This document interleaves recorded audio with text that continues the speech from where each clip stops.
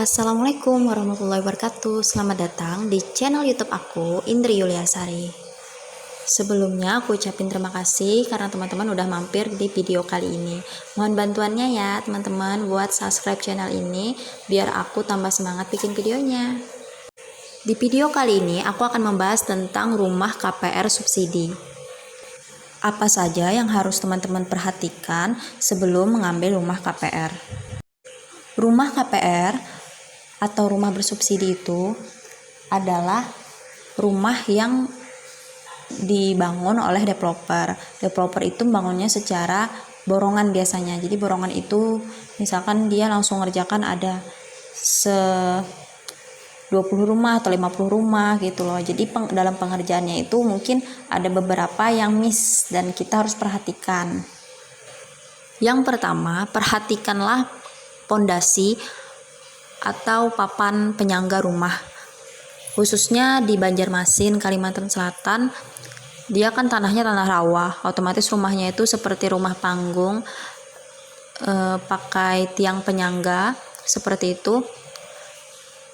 Nah, itu kalau bisa usahakan cari yang tiang-tiangnya, pondasinya itu yang besar. Jangan yang kecil-kecil. Kalau yang kecil takutnya dia akhirnya patah atau rapuh. Dan akhirnya rumahnya miring dan rusak. Kalau misalkan sampai ada yang patah, otomatis kita mengeluarkan biaya lebih besar kan untuk memperbaiki.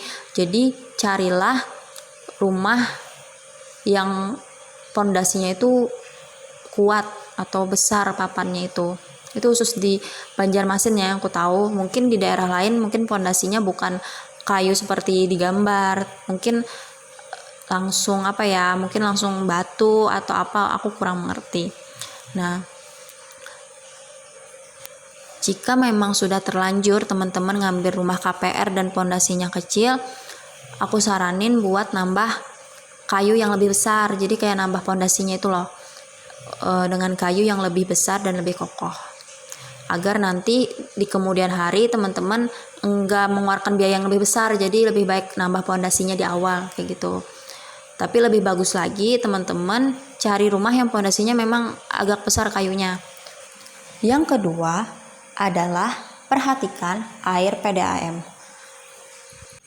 Nah teman-teman, air ini menurut aku pribadi adalah hal yang sangat penting dan harus diperhatikan sebelum mengambil lokasi rumah KPR kalian. Karena kita kan membutuhkan air setiap saat, seperti mandi, buang air kecil, buang air besar, masak, menyuci, itu kita perlu air. Kalau air sampai macet, itu sangat menyulitkan kita untuk melakukan aktivitas, terutama untuk ibu rumah tangga. Menurutku, rumah KPR yang di tengah kota, mungkin harganya lebih mahal, DP-nya lebih mahal, iurannya juga lebih mahal, tapi kalau di tengah kota itu dia jarang macet air. Kenapa? Karena pipanya sudah besar. Karena pengalamanku, aku kan pernah tinggal ngontrak ya di tengah kota, dengan sekarang ngambil KPR di perumahan tapi bukan tengah kota, jadi agak jauh dari pusat kota. Nah itu berbeda sekali aliran airnya kalau menurut aku ya. Kenapa hal itu bisa terjadi? Karena pipanya yang berbeda. Jadi kalau misalkan perumahan yang sudah ramai atau perumahan di tengah kota, itu biasanya pipanya lebih besar karena kan sudah ramai. Jadi pipanya dari PDAM itu besar. Tapi kalau kita di perumahan yang baru dan juga jauh dari pusat kota, itu pipanya kecil, jadi aliran airnya juga kecil. Nah, di sini menjadi pertimbangan teman-teman juga mau mengambil rumah KPR di lokasi seperti apa. Jadi ada dua pilihan teman-teman. Kalau mengambil di pusat kota, itu biayanya lebih mahal, DP-nya jauh lebih mahal, iurannya biasanya jauh lebih mahal. Tetapi dengan jaminan kemungkinan kalau menurutku air jarang macet. Kalau di pusat kota air itu jarang macet. Atau teman-teman memilih mengambil perumahan yang agak jauh dari pusat kota, tetapi dengan iuran dan DP yang jauh lebih murah daripada di pusat kota. Nah, tapi biasanya kalau misalkan jauh dari pusat kota dan perumahannya itu baru, seperti yang aku bilang di awal tadi, dia airnya itu sering macet. Nah, seperti itu. Jadi semua sesuai pilihannya ada di teman-teman, sesuaikan dengan budget dan keperluan teman-teman. Nah, jika teman-teman tetap mengambil perumahan yang agak jauh dari pusat kota atau perumahan baru yang biayanya memang jauh lebih murah dan promonya lebih banyak tetapi airnya itu macet, solusinya adalah teman-teman tinggal pasang pompa air dan memiliki tendon air untuk nampung air kayak gitu. Jadi sekali lagi aku tekankan, sesuaikanlah dengan budget dan kebutuhan teman-teman dalam mengambil lokasi perumahan tersebut. Yang ketiga adalah perhatikan pintu, baik itu pintu depan, pintu kamar, pintu WC, pintu dapur, dan juga semua jendela. Kayunya itu perhatikan.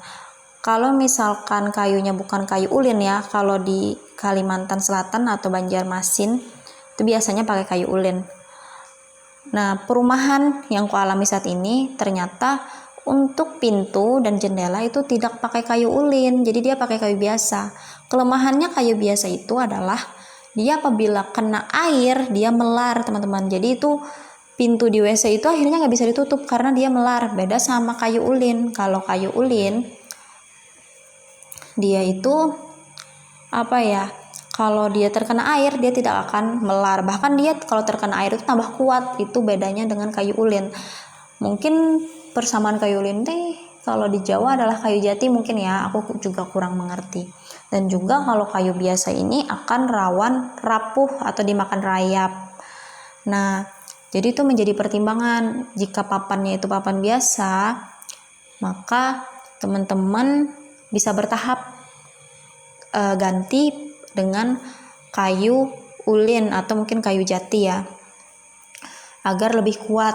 Pertama lebih kuat dan juga tahan dengan air, jadi dia nggak melar. Kalau kayu biasa itu terendam air atau kena air setiap hari itu dia melar, otomatis susah untuk dikunci dan ditutup. Kalau kayu ulin itu makin kena air dia makin kuat.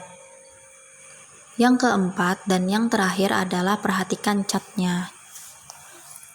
Cat rumah KPR bersubsidi biasanya itu pakai cat biasa, bukan pakai cat no drop.